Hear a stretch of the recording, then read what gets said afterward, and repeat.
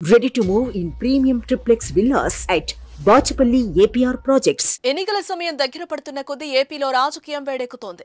AP CM Jagan పై రాళ్ల దాడితో రాష్ట్రమంతా ఒక్కసారిగా ఉలిక్కిపడగా ఇంతలోనే టీడీపీ అధినేత చంద్రబాబు జనసేన పార్టీ అధ్యక్షుడు పవన్ కళ్యాణ్ వైపు కొన్ని రాళ్లు దూసుకురావడం ఇప్పుడు సంచలనంగా మారింది. అయితే అదృష్టవశాత్తు చంద్రబాబు నాయుడుకి అలాగే పవన్ కళ్యాణ్ కు ఎలాంటి గాయాలైతే కాలేదు.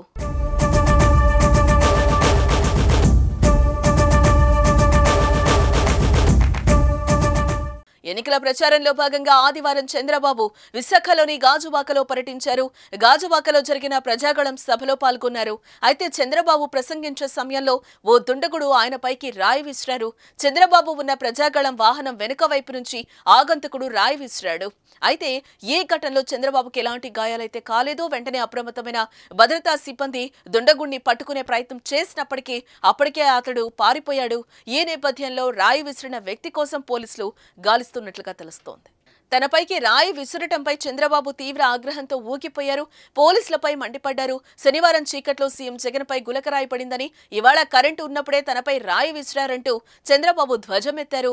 తెనాలిలో పవన్ కళ్యాణ్ మీద కూడా రాళ్లు వేశారన్న చంద్రబాబు దీని వెనుక గంజాయి బ్యాచ్, బ్లేడ్ బ్యాచ్ హస్తం ఉన్నట్లుగా ఆరోపించారు. క్లైమోర్ మైన్స్ కే భయపడని వ్యక్తిని రాళ్లకు భయపడతానా అని చంద్రబాబు వ్యాఖ్యానించారు. రాళ్ల దాడులు జరుగుతుంటే పోలీసులు, నిఘా వర్గాలు ఏం చేస్తున్నాయని ప్రశ్నించారు. మరోవైపు తెనాలి పర్యటనలో ఉన్న పవన్ పై కూడా ఆదివారం రాళ్ల దాడికి ఓ వ్యక్తి ప్రయత్నించాడు. అయితే అతడు విసిరిన రాయి వారాహి వాహనానికి దూరంగా పట్టడంతో ఎటువంటి ప్రమాదం అయితే జరగలేదు.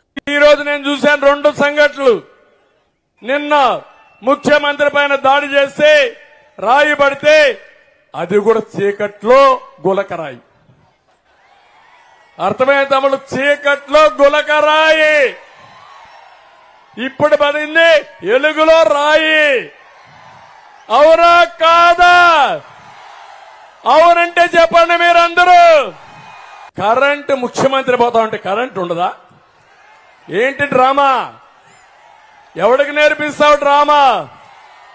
14 ఏళ్లు ముఖ్యమంత్రిగా చేశా. నువ్వు పేగు లెక్కేస్తే ఆవులిస్తే నీ పేగులు లెక్కేస్తా నేను.